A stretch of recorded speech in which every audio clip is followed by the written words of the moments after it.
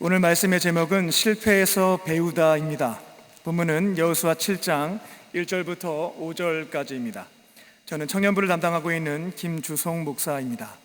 오늘 이 시간 하나님께서 주시는 은혜와 평강이 우리 가운데 넘쳐나기를 주님의 이름으로 축원합니다. 살면서 단 한 번의 실수 혹은 단 한 번의 실패도 경험하지 않는 사람은 존재하지 않습니다. 과거에도 현재에도 미래에도 있을 수는 없습니다. 인간은 완전하고 무한하며 전지전능한 존재가 아닙니다. 인간은 불완전하고 유한하고 다양한 한계를 가지고 있습니다. 마치 사람이 한 번 살고 죽는 것이 절대 불변의 진리인 것처럼 인간은 이 땅에 사는 동안에 항상 성공할 수 없으며 실수와 실패가 반복되게 되어 있다는 것입니다. 사람마다 횟수의 차이, 크기의 차이는 있겠습니다만 저나 여러분이나 누구나 죽을 때까지 실수와 실패는 반복되게 됩니다. 오늘 본문에 나오는 여호수아는 모세의 후계자가 된 이후로 단 한 번의 실수와 실패를 경험하지 않았습니다. 여호수아 1장부터 7장까지 읽게 되면 나름대로 완벽한 지도자였구나 라는 것을 알 수가 있습니다. 하지만 여호수아도 사람입니다. 저와 여러분과 마찬가지로 불완전한 사람입니다. 그 또한 오늘 본문에서는 뼈아픈 그런 실패를 경험하게 됩니다. 오늘은 여호수아가 실패했던 사건에 대한 말씀을 전합니다. 여호수아의 잘못을 반면교사로 삼으시고 오늘 각자에게 주시는 말씀을 머리로는 깨닫고 마음으로는 믿고 삶으로 실천하심으로 이 땅에서 남은 기간 동안 승리하며 살아가는 저와 여러분 되시기를 주님의 이름으로 축원합니다. 첫 번째로 자족하며 사명에 집중합니다. 오늘 본문에서 여호수아는 여리고성을 정복한 뒤에 아이성과의 전투를 하게 됩니다. 지금 상황은 여리고성에서 완승을 거둔 뒤에 이스라엘 군대의 사기는 하늘을 찔렀습니다. 난공불락의 여리고성이었는데 너무나 쉽게 압승을 했던 것입니다. 그 내용을 살펴보게 되면 이스라엘 백성들이 활과 창과 각종 무기로 승리했던 것은 아닙니다. 그들이 잘한 것은 딱 한 가지가 있었는데 무엇이었냐면 하나님께서 시키신 것을 그대로 순종한 것. 다만 이해가 잘 되진 않았지만 시키신 것을 순종한 것, 그거 하나 잘했을 뿐입니다. 하나님의 명령에 따라 일주일 동안 여리고성을 빙빙 돌았을 뿐인데 하나님의 역사하심으로 완승을 거둘 수 있었다라는 것입니다. 그런데 그들의 승리가 마치 자신들이 잘 싸워서 이긴 것처럼 착각에 빠지기 시작했습니다. 그렇게 하나님 없이 자신들의 힘으로, 하나님을 배제한 채 자신들의 능력으로 두 번째 전투를 준비하게 됩니다. 그게 바로 오늘 본문에 기록되어 있는 아이성 전투였습니다. 비록 아이성이 해발 800m에 위치해 있었지만 그래도 작은 성이었기 때문에 군사 2, 3천 명 정도면 충분히 이길 수 있다라고 판단했던 것입니다. 그렇게 계산을 하고 전투에 임했는데 예상대로 전개가 되지는 않았습니다. 그렇게 여호수아와 이스라엘 백성들은 실패를 경험하게 됩니다. 이번 전투에서 소중한 사람 36명이 전사하고 말았습니다. 여호수아 군대는 요단강을 건넜고 여리고성 전투에서 단 한 명의 전사자 없이 완승을 거두었습니다. 그런데 이번에는 36명의 사람들이 죽고 만 것입니다. 전쟁터에서 사람이 죽는 것은 당연한 일이고 전체 군대 숫자의 1.2%밖에 되지 않는 36명이 전사한 것이니까 이거는 큰일이 아니지 않겠는가 생각할 수 있겠지만 여호수아 군대는 가나안 땅에 입성해서 처음으로 사망자가 발생하고 말았던 겁니다. 한 명이 아니라 36명이었습니다. 제가 군에 있었을 때 평균적으로 1년에 한 번 정도 부대에서 사망 사건이 발생하였는데 그렇게 장례를 치른 경험들이 있습니다. 이렇게 한 명의 병력이 사망하게 되면 다시금 부대가 안정되기까지 너무나 많은 시간과 노력이 요구가 됩니다. 근데 지금 한 번에 36명의 사람들이 전사하고 말았습니다. 처음 겪는 일에 대혼란을 겪었다는 것입니다. 그리고 이들이 더욱 불안해했던 것은 무엇이었냐면 이번 전투 과정에서 살아계신 하나님의 역사하심이 하나도 나타나지 않았다라고 하는 점이었습니다. 하나님이 혹시 우리를 버리신 것은 아닐까라고 하는 두려움이 엄습했던 것입니다. 이러다가는 가나안과의 전투에서 몰살당할 수도 있겠다라고 하는 불안감이 생겼던 것입니다. 그렇다면 그들은 왜 아이성 전투에서 실패를 경험했던 것입니까? 여호수아 7장 1절을 보게 되면 한 인간의 탐심, 욕심이 문제가 되었다는 것을 볼 수가 있습니다. 유다 지파에 속해 있었던 아간은 하나님께 온전히 바쳐졌던 전리품 중에 일부를 취하게 됩니다. 첫 번째 전투였던 여리고성 전투에서 승리를 얻은 뒤에 얻게 된 전리품은 모두 다 하나님께 바쳤습니다. 여리고성 전투는 하나님께서 하셨던 전투였고 전적으로 하나님의 역사하심을 통하여 승리를 거둔 것이었기에, 또 가나안 땅과의 정복 전쟁에서 첫 번째 열매였기에 백성들은 얻었던 좋은 것들을 취하지 않고 하나님께 온전히 다 바쳤던 것입니다.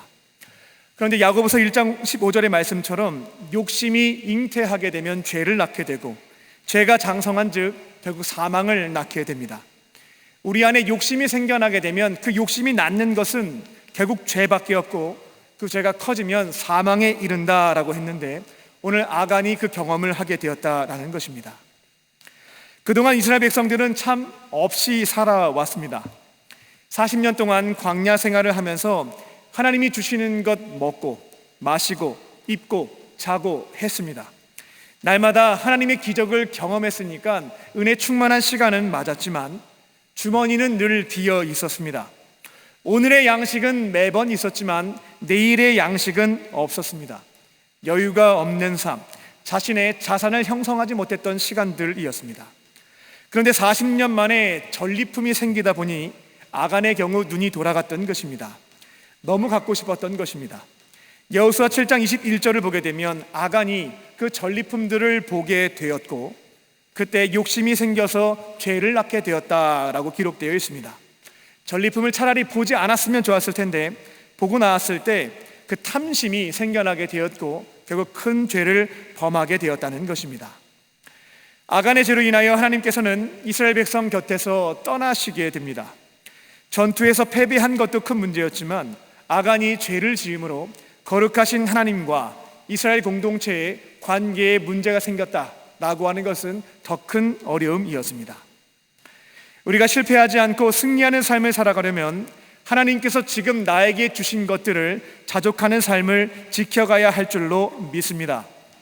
그리고 다른 것에 눈 돌리지 않고 다른 사람과 비교하며 넘어지지 않고 하나님께서 지금 나에게 허락하신 삶의 자리인 가정과 교회와 일터에서 맡겨주신 역할, 특별히 말씀하시는 사명에 집중하실 줄로 믿습니다. 그렇게 파송받은 자리에서 비교하지 않고 눈 돌리지 않고 주어진 역할과 사명에 집중하며 살아갈 때 실패하지 않고 승리하는 삶을 살게 될 줄로 믿습니다.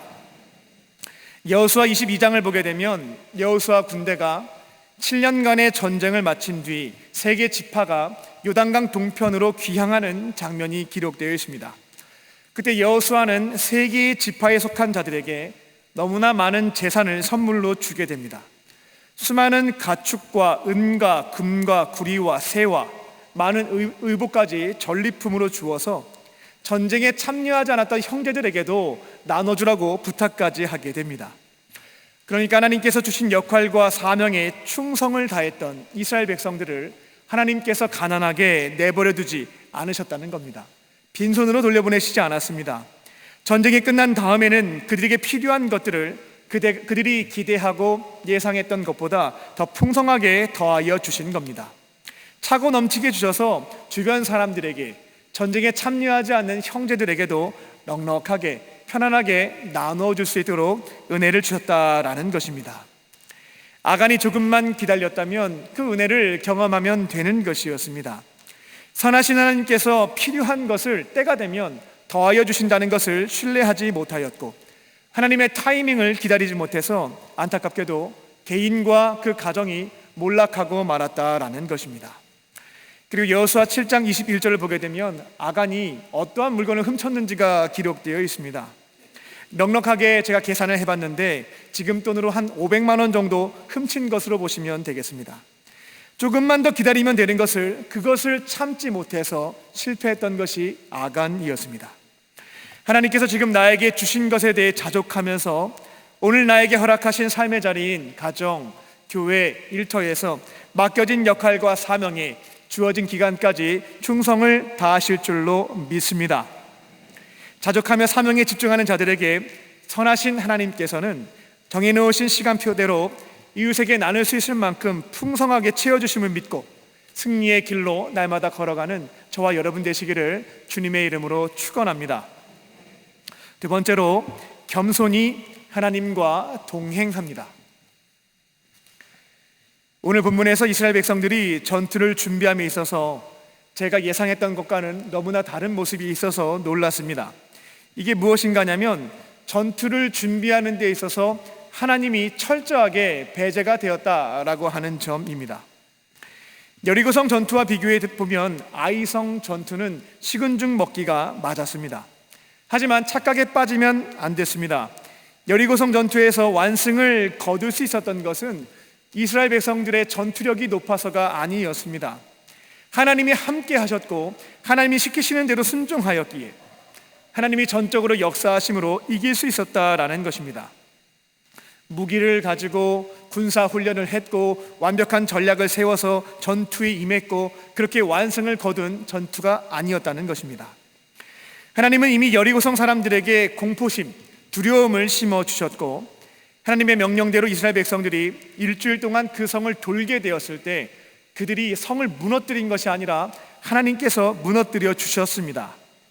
이런 상황에서 여리고성 사람들이 어떻게 전투를 할 수 있겠습니까? 말도 안 되는 일이 벌어졌고 여호와 하나님께서 성벽을 무너뜨리셨기 때문에 두려운 마음속에 전투불능 상태가 되었다는 것입니다. 그들은 뒤를 돌아보지 않고 도망치거나 항복했다는 것입니다. 그러니까 여리고성 전투는 하나님의 역사하심으로 승리를 거둘 수가 있었던 것이었고 이것을 기억하며 아이성 전투에 반영할 수 있었어야 했습니다. 하지만 그들은 선줄로 생각할 때 넘어질까 조심해야 했지만 교만에 빠지게 말았고 이번 전투에서 실패하고 말았습니다. 크게 승리하니까 그 승리에 도취하고 말았다는 것입니다. 자기들이 잘나서 이긴 것 마냥 하나님의 은혜는 까먹어버리고 착각에 빠졌던 것입니다. 그 결과 아이성 전투에서는 하나님을 철저하게 배제했고 그 결과 실패를 경험하게 됩니다. 하나님께서 아이성과 싸우라고 말씀하신 적이 없습니다. 어떻게 싸워야 되는지 전략도 이야기하시지 않았습니다. 그런데 자기들끼리 아이성 전투 날짜를 잡았고 정탐꾼을 보내어 지형 전차를 했습니다. 자기들끼리 전략을 세워서 쳐들어갑니다. 실제로 그 당시 아이성에 살았던 사람들은 약 1만 2천 명이었고 전투에 임할 수 있는 성인 남자의 숫자가 2에서 한 3천 명가량 되었다라고 합니다. 그러니까 이스라엘도 2, 3천 명 정도만 모이면 충분히 이길 수 있다라고 자신했던 것입니다. 2절을 보게 되면 여호수아가 독단적으로 여리고에 사람을 보낸 것을 볼 수가 있습니다. 올라가서 정탐해라. 여기에서의 출발점은 하나님이 아니었고 여호수아였습니다. 3절을 보게 되면 정탐꾼들이 여호수아에게 돌아와서 말했습니다. 많은 군사, 전력을 다할 필요가 없겠고 한 2천 명, 3천 명 정도만 보내면 우리 이길 수 있어요 라고 보고를 하게 됩니다. 여기에서도 하나님께서 어떤 말씀을 하셨는지에 대해서는 철저하게 배제가 된 것을 볼 수가 있습니다. 여호수아는 마지막 최종적으로 결정할 때 기도 한번 해보지 않고 이를 허락한 것도 나와 있습니다. 그 결과가 4절입니다. 이스라엘 군대는 지게 되었고 도망치고 36명의 사람들이 전사하고 말았습니다. 전쟁터에서 36명이 죽은 거면 별로 많이 안 죽었다 생각하실지 모르겠지만 거듭 말씀드리지만 그 한 사람은 누군가에게는 소중한 남편이었고 아버지였고 자식이었습니다. 모두가 다 귀한 생명이었다라는 겁니다. 36명이 갑작스럽게 죽은 것은 이스라엘 공동체 전체가 흔들릴 수 있는 중차대한 문제였다라는 것입니다. 5절을 보게 되면 이 일로 인해서 백성들의 강했던 마음이 녹아서 물처럼 되었다라고 기록하고 있습니다. 여호수아는 오늘 실패를 통해서 한 가지 영적인 교훈을 얻게 되었습니다. 하나님께서 우리와 함께 하신다면 어떠한 상황 속에서도 승리하는 것이고 하나님께서 떠나버리시게 된다면 어떤 상황에서도 실패하는 것이구나, 이 점을 분명하게 깨닫게 되었습니다. 승리하는 삶을 살고자 한다면 겸손하게 하나님을 의지해야 할 줄로 믿습니다. 여기서 겸손이라고 하는 것은 저 못합니다, 제가 어떻게 그것을 할 수 있겠습니까? 이런 태도를 의미하지 않습니다. 이것은 겸손이 아니라 두려움입니다. 두려움이라고 보시면 되겠습니다. 성경에서 말하는 겸손이란 무엇이냐면 하나님을 나의 주인으로 인정하는 태도를 겸손이라고 합니다. 그리고 모든 상황 속에서 하나님의 말씀을 듣고 전적으로 순종하는 태도, 이것을 겸손이라고 말합니다. 그러면 교만이란 무엇이겠습니까? 단순히 잘난 척하는 것을 교만이라고 성경은 말하지 않습니다. 겸손의 반대를 생각하시면 되겠습니다. 내가 주인인 것입니다. 그리고 내 생각대로, 내가 하고 싶은 대로 결정하고 행동합니다. 내가 주인 노릇하면서 내 멋대로 사는 것, 이것을 성경에서는 교만이라고 부릅니다. 이게 바로 실패의 지름길입니다. 제가 20대 초반에 한창 교만을 떨 때가 있었습니다. 개인적인 말씀 드려서 죄송합니다. 부족한 말씀을 나눕니다. 저는 그 당시에 기도를 많이 하시는 분들에 대해서 죄송하게도 한심하게 생각을 했습니다. 조이 도우슨의 책을 보면 하나님의 음성을 듣는 삶이라는 책이 있는데, 그분은 볼펜을 잃어버렸을 때에도 하나님께 기도를 했고 하나님께서 음성을 들려주셔서 볼펜을 찾았다라고 하는 내용이 그 책에 기록되어 있는데, 저는 그 장면에서 책을 덮었습니다. 그리고 속으로 이렇게 생각을 했습니다. 하나님께서 무척이나 바쁘실 텐데 이런 소소한 일까지 도와달라고 하면서 하나님을 귀찮게 할 필요가 뭐가 있겠는가? 이 정도 영역에 해당되는 것은 자기가 알아서 하면 되는 것이 아니겠는가? 자기가 알아서 하든지, 못 찾겠으면 문구사 가서 하나 사면 될 텐데 왜 이렇게 작은 것 가지고 하나님을 귀찮게 하는지 모르겠다라고 생각을 하면서 책을 덮었습니다. 교만했던 모습이었습니다. 근데 말은 이렇게 했지만 속으로는 제가 하나님보다 위에 있었을 때였습니다. 하나님을 우습게 생각했던 것이었고, 내 인생은 나 혼자서든 얼마든지 계획해서 승리하는 삶, 성공하는 삶을 살 수 있다라고 자신했던 것입니다. 하나님 없어도 실패하지 않고 승리하는 삶을 살 수 있다라고 자신만만했던 20대 초반의 모습이었습니다. 지금 생각해보면 너무나 부끄러운 모습입니다. 나중에 조이 도우슨이 말하고자 했던 말을 깨닫게 됐습니다. 그분은 하나님이 내 삶의 주인임을 인정하고 작은 일에 있어서도 하나님의 뜻을 묻고 순종하는 것이 승리하는 삶이라고 하는 것을 말하고 싶었던 것이었다라는 것을 깨닫게 되었습니다. 승리의 두 번째 공식은 교만하지 않고 겸손하게 하나님과 동행하는 삶에 있는 줄로 믿습니다. 하나님이 내 삶의 주인임을 인정하시고 작은 일이라 할지라도 그분의 뜻을 듣고 그 음성에 순종하는 것입니다. 하나님의 뜻이라는 감동과 확신을 주실 때면 지체할 필요가 없겠습니다. 즉각적으로 순종할 때 승리하는 삶을 살게 될 줄로 믿습니다. 겸손하게 하나님을 의지하면 어떠한 상황에서도 승리할 수 있습니다. 하지만 하나님을 배제하게 되면 어떠한 상황 속에서도 실패하고 맙니다. 날마다 겸손하게 하나님을 내 삶의 주인으로 모시고 그분의 뜻에 철저하게 순종하심으로 승리하는 삶을 열어가는 저와 여러분 되시기를 주님의 이름으로 축원합니다. 끝으로 책망하시는 죄를 회개합니다. 오늘 봉독하지는 않았지만 6절을 보게 되면 여호수아와 이스라엘 장로들은 아이성 전투에서 패배한 뒤에 옷을 찢고 머리에 티끌을 무릅쓰고 하나님 앞에 엎드린 것을 볼 수가 있습니다. 당시 옷을 찢거나 머리에 티끌을 쓴 것은 극도의 슬픔을 나타내는 동시에 하나님 앞에 회개할 때 이와 같은 모습을 갖추었다라고 볼 수가 있겠습니다. 그들은 전투에서 왜 실패했는가 그 원인을 찾아보았는데 정확하게 분석을 했던 것이었습니다. 자신들의 전략, 무기, 훈련에 원인이 있지 않고 하나님과의 관계에 문제가 생겼다라고 하는 것을 바르게 판단했던 것이었습니다. 우리에게 발생하는 다양한 문제를 해결하기 위해서는 원인이 어디 있는가 진단을 바르게 내려야 되겠습니다. 근데 진단을 잘못하게 되면 잘못된 처방을 내리게 되어서 문제를 더 키우게 되는 것을 보게 됩니다. 이스라엘 백성들은 우리가 왜 아이성 전투에서 졌을까라고 하는 문제를 전술과 무기와 훈련과 군사수에 있지 않다라고 하는 것을 바르게 판단하였고, 하나님과의 관계에 문제가 있구나라고 하는 것을 명확하게 바르게 판단했던 것입니다. 그렇게 그들은 하나님의 임재를 상징하는 궤 앞에 옷을 찢고 티끌을 쓰고 엎드려서 회개했던 것입니다. 10절을 보면 자신들의 잘못을 인정하고 회개하며 하나님을 찾고 있는 여호수아와 장로들에게 하나님께서 재기할 수 있는 기회를 주시는 것을 보게 됩니다. 엎드려 있는 그들에게 일어나라 라고 말씀하셨고, 어찌하여 엎드려 있느냐라고 하면서 다시 한번 도전할 수 있는 기회를 주시는 것을 볼 수가 있습니다. 그리고 11절을 보게 되면 회개하는 자들에게 어떠한 것을 회개해야 되는지도 명확하게 말씀해 주시는 것을 보게 됩니다. 지난번 여리고성 전투에서 승리한 뒤에 얻게 된 전리품이 있었는데 그 중에 일부를 누군가가 도둑질하여 숨겼다라고 하는 것을 말씀해 주십니다. 그리고 이렇게 죄를 범한 것을 제거하지 않으면, 즉 회개에 합당한 열매를 맺지 않는다면 앞으로는 너희와 함께 하지 않겠다, 깨어진 관계를 그대로 유지하겠다라는 경고의 말씀을 주시게 됩니다. 여호수아는 다음 날 모든 이스라엘 백성들을 정결하게 한 뒤에 한 곳에 모았습니다.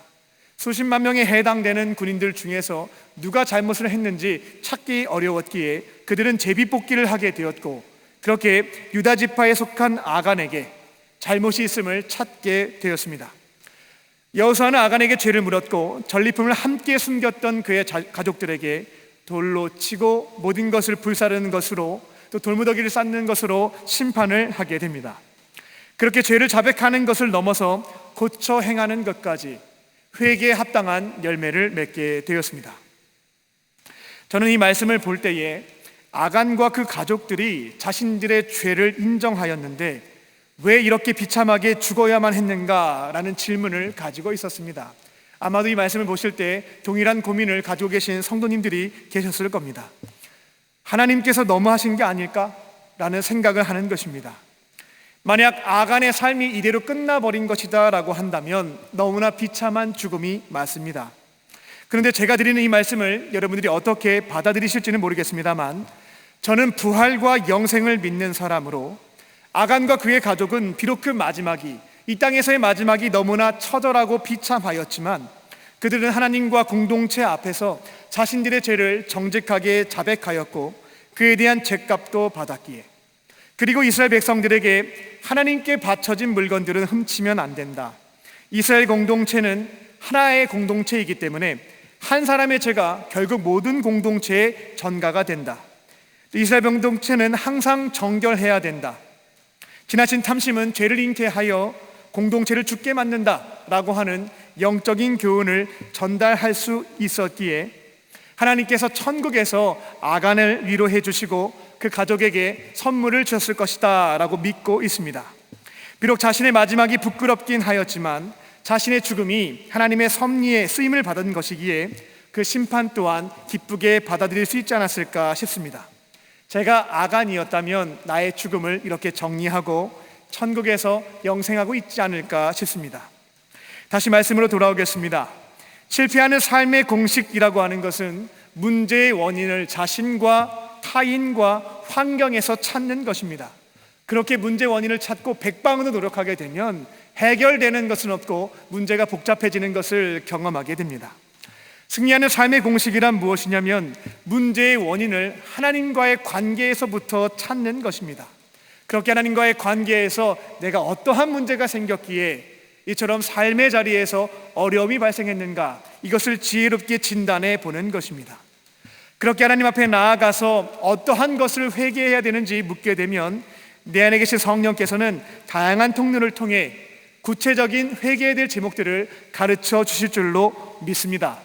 그렇게 책망하실 때면 겸손하게 인정하고 말로만 자백하지 않고 잘못된 행동을 제거하는 것으로 회개에 합당한 열매를 맺게 될 때에 승리하는 삶을 살게 될 줄로 믿습니다. 여러 문제 앞에서 성령께서 책망하시는 죄를 피하지 않고 회개함으로 이제는 실패하지 않고 승리하는 삶을 열어가는 저와 여러분 되시기를 주님의 이름으로 축원합니다. 기도하겠습니다. 살아계신 아버지 하나님, 오늘 여호수아의 말씀을 통하여서 실패하는 인생을 넘어 승리하는 삶의 영적인 원리를 함께 나누었습니다. 오늘 선포된 말씀 중에 내 삶에 꼭 필요한 것들을 성령께서 기억나게 하여 주사 그 말씀을 지켜 행할 수 있게 하여 주시고, 이제는 실패하지 않고 주님과 함께 동행하며 승리하는 삶을 열어가는 우리 모두가 되게 하여 주시옵소서. 그렇게 하실 줄 믿고 감사드리오며 예수님의 이름으로 기도하옵나이다. 아멘.